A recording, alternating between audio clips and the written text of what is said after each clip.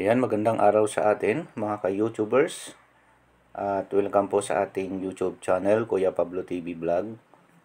Ayan, so isang kaibigan na naman po natin ang natulungan natin na magkaroon ng resetter sa kanyang Epson na printer. Ayan, ito po ay taga Mangaldan, Pangasinan. At siya po ay si Jericho Valex. Ayan. So, ito yung unang conversation namin. Ito yung sabi niya, good evening po, Lods. And meron po ba kayong resetter po ng Epson L3210?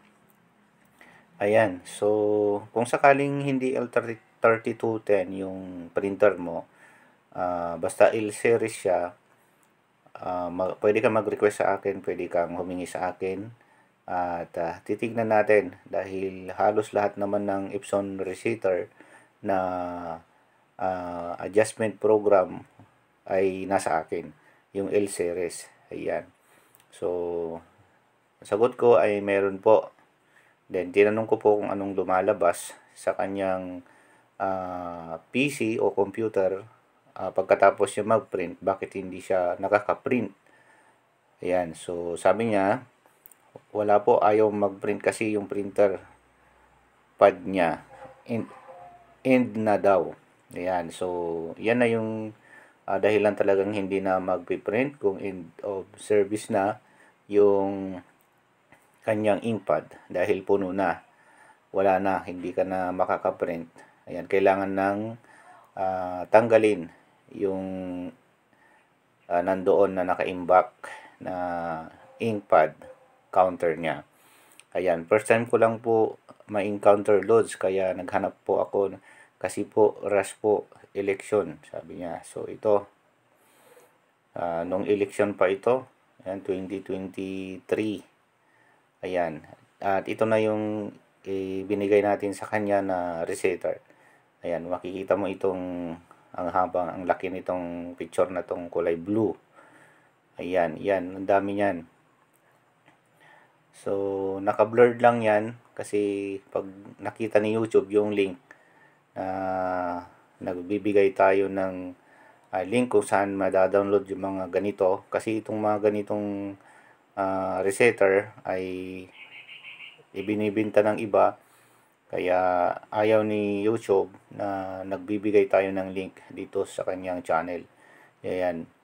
So, nakailang beses na akong nagkaroon ng strike. I think nasa 2 na. So, matik down itong aking YouTube channel. Kaya, kung ikaw yung unang nag-request sa akin dati ng Epson resetter, ay private ko lahat yung aking mga videos patungkol sa Epson resetter. Kaya, ngayon, di na ako naglalagay ng link dito sa aking videos na mga katulad nito. So, yung nakalagay sa ibaba ng description ng video ko na to ay yung Facebook page ko. Doon mo ako i-message para makuha mo itong Epson resetter. Kung dito po kayo mag-message, ay maganda rin po mag-message po kayo dito sa aking video na to. Para mas i-recommend din ni YouTube sa mga viewers natin o sa mga kababayan natin na nangangailangan ng Epson resetter. Ayan. So, kinukwento ko dito itong ating kaibigan na si Jericho Valex. So, na-open na daw niya yung resetter. At ito na nga. Ayan, humingi na siya ng password. Ayan. So, don't worry, yung password ay bibigay ko naman kaagad kasunod ng link na nai-send ko sa iyo. Ayan. So, kailangan po ba i-turn off ang antivirus? Ayan, yan yung isang pinakamahalagang gawin natin. I-turn off natin ang ating antivirus bago natin i-reset yung ating printer or bago natin paganahin yung adjustment program or resetter para hindi magkaroon ng problema. Ayan, nagko-close kasi ang software ng resetter kapag naka-turn on yung ating antivirus. Kaya kailangan natin i-turn off. So ngayon naman pala, kung nagkakaproblema ka sa pag-download ng link na naibigay ko sa iyo, so suggestion ko at the best na gamitin mo ay ang Edge browser. Ayan, meron diyan sa Windows 10 at Windows 11. Ayan, kung wala naman nun, ay pwede tayong gumamit ng iba, mag-download ka ng Firefox. At doon mo i-download itong ating resetter. Kasi ang Google Chrome, maarte siya. Binablock niya itong link ng ating resetter na to. Kaya yan yung aking suggestion sa'yo. Ang pinaka-the best na gamitin mo ay Edge browser. So ito meron siyang kunting video, tinurn off niya yung antivirus niya. Yan, makikita mo dito sa video na to.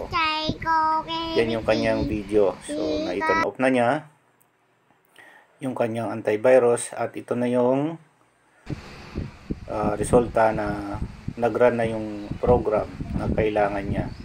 So yan, so mahalaga na i-turn off natin yung ating antivirus para mapagana natin na maayos itong ating resetter.